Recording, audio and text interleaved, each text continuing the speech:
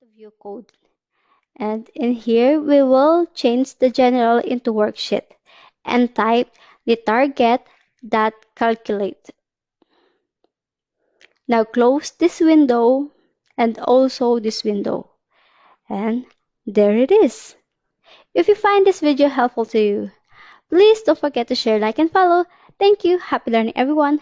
Bye bye.